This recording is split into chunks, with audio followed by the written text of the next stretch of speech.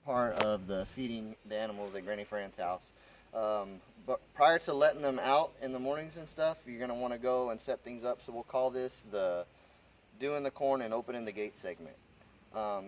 Across from our house up here at the barn that you passed when you drove in, there's these gates here. And all you have to do is, whether you're in the buggy out of the barn or you're still just in your personal car, however you got out here, you can come up here and just open up the gate, so long as all the animals came in and you're just about to wait them out and let them out. You just need a gate open for when you do let them out. You can come through here. Same processes, you still have the electric fence. I don't necessarily have to undo that, you just step over it. Right now there's no animals in the pasture. You can just use this one, have it open and ready to go. Just swing it open to the rock. If it's been raining, be careful. This is a bad spot for mud. Mud and water tend to pull up a bit right here, so be prepared for that.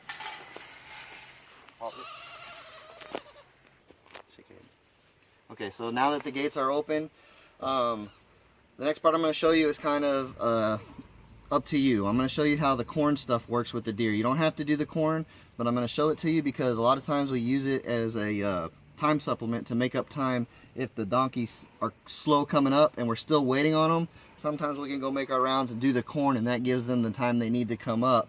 And by the time you get back up from doing corn, you can open the gates like we showed a while ago in the other part of the video and let them through. So this will be the process of going up and doing all that. Alright, so for going to do the corn, you're just going to basically go up to the main house at her house and go through the two main gates.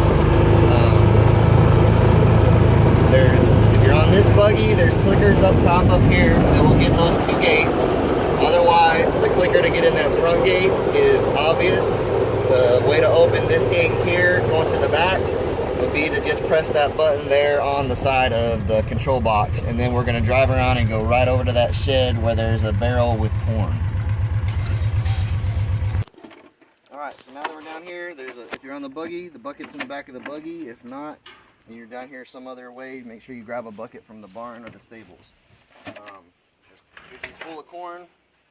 All you'll do is just kind of set it up, get your can, and fill this bucket up close to the top, and we'll go make our rounds here in a second. Alright, so from the corn feeder, we're going to come up here to this very back gate that goes to this other pasture. And it's set up like the other gates out here are, with a little electric fence handle at the bottom, and you just unlatch it and swing it open. Okay. Alright, so we got our gate open. As you come through, we got our bucket of corn from the barrel a while ago. I like to have it on my left hand side because I like to just dip it and pour off of there. We're going to take the buggy all the way down this road. There's a turnaround spot, and we're going to turn around and come back this way, and just kind of, I usually bring the corn back this direction. Alright, so we're at the end. We're making our turnaround right here, coming around the loop, headed back towards the gate we just came through. On the road up here to the right, you'll notice a big hole. We've been leaving it there on purpose for the deer to come in and out of. So right about here is where I tend to start, with a little bit of corn here off the side. All I tend to do is come off the edge, do a little.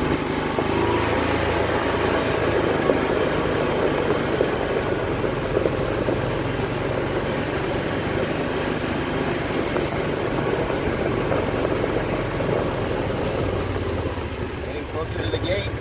Over there. I kind of make a loop out of this little area right here. You'll see the road, just kind of follow it around. This loop is what we primarily are corning the most of right here.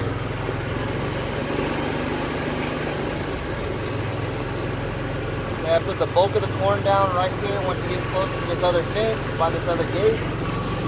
Due to it being more of a direct line of sight to the main house and the porch and stuff, you can see down here when there's deer here feeding and stuff, so you'll be able to see the deer from the house if you can get a shot of that. Or it makes sense.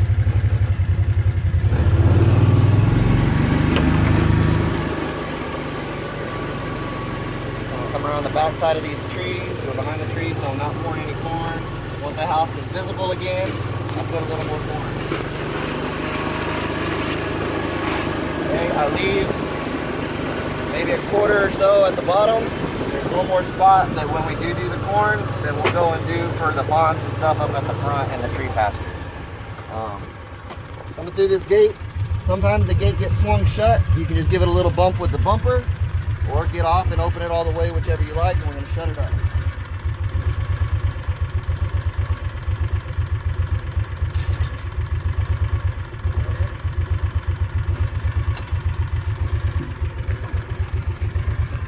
In case you don't know how to do this already, or in case none of the other videos made it clear on these things, chain goes into knots.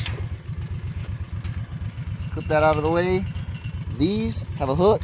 This hook goes into said loop. You just pull and stretch it a little bit, stick it in there, and then let it go. Don't touch anything other than the plastic in case that wasn't clear. Point. If the donkeys weren't already up, now we can go and run them in. If you didn't want to do the gate opening like we showed you a little bit earlier at first and decided to do this first, you can go do the donkeys and then go open the gate, or vice versa, whichever you're choosing. Right now, we're gonna go drive back past the stables. Normally that's where I would stop and catch up with the donkeys if they didn't come up early and fast. But since they did this morning, we're gonna bypass the stables and I'm gonna go down to the other end and show you guys where we put the last bit of this corn. Okay, so we're coming up the driveway back towards the front main entrance. We came past the stables, we came past the barn, we made our way up the road, coming back up here to the front. And we get to this bend in the road, and this is